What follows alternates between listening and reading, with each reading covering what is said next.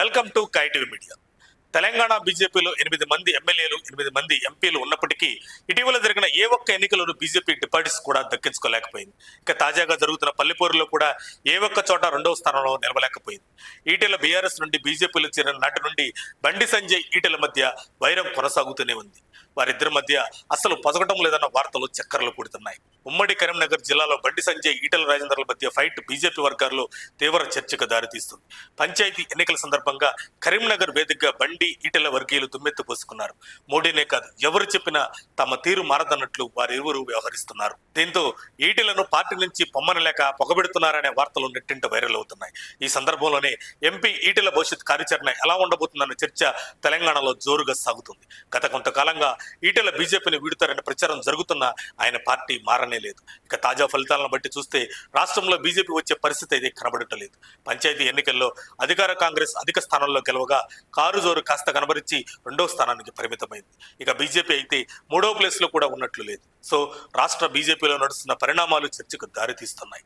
నేతల మధ్య సమన్వయం లేకపోవడంతో ఇటీవలే ఢిల్లీ వేదికగా ప్రధాని మోడీ తెలంగాణ బీజేపీ నేతలకు సీరియస్ గా క్లాస్ పీకినట్లు ప్రచారం జరిగింది.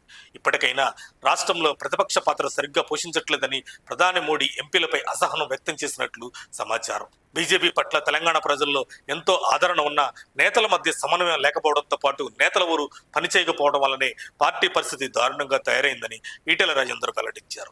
బీజేపీ నేతలకు స్వయంగా మోదీనే వార్నింగ్ ఇచ్చినా తమ తీరు మారదన్నట్లు తెలంగాణ బీజేపీ నేతలు వ్యవహరిస్తున్నారు. ఇక బీజేపీ నేతల తీరు మారదని గ్రహించిన ఈటెల తన రాజకీయ భవిష్యత్తు కోసం తాను కీలక డిసిషన్ తీసుకున్నట్లు ప్రచారం జరుగుతుంది. అయితే ఇప్పటికే ఫిరాయింపు ఎమ్మెల్యేల అంశం స్పీకర్ పరిధిలో ఉండటంతో దానిపై ఓ క్లారిటీ వచ్చాక ఈటెల పార్టీ మార్పుపై కీలక నిర్ణయం తీసుకున్నట్లు వార్తలు కూడైకొస్తున్నాయి. అయితే రానున్న రోజుల్లో బీఆర్ఎస్ మళ్లీ అధికారంలోకి వచ్చే ఛాన్స్ ఉన్నట్లయితే ఈటెల కార్యక్రమం తెలుస్తుంది. అలా జరగకపోతే అధికార కాంగ్రెస్ లో చేరి రేవంత్ కు జై కొట్టొచ్చని వార్తలు వినిపిస్తున్నాయి. కాంగ్రెస్ లో చేరేది గులాబీ బాస్ కేసీఆర్ గురించి మొత్తం తెలిసిన ఈటెల బీఆర్ఎస్ ను ఎదుర్కొంటారనే టాక్ నడుస్తుంది.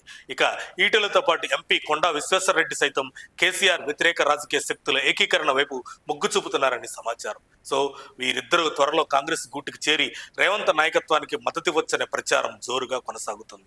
కానీ ఇదంతా ఒక ప్రచారం మాత్రమే. దీనిపై అధికారిక ప్రకటన వచ్చే వరకు వేచి చూడాలి. మరిన్ని అప్డేట్స్ కోసం మా కాయ్ టీవీని సబ్స్క్రైబ్ చేసుకోండి. మా వీడియో కనుక మీకు నచ్చినట్లయితే లైక్ చేయండి, షేర్ చేయండి. మీ విలువైన అభిప్రాయాలను కామెంట్ బాక్స్లో తెలియజేయండి.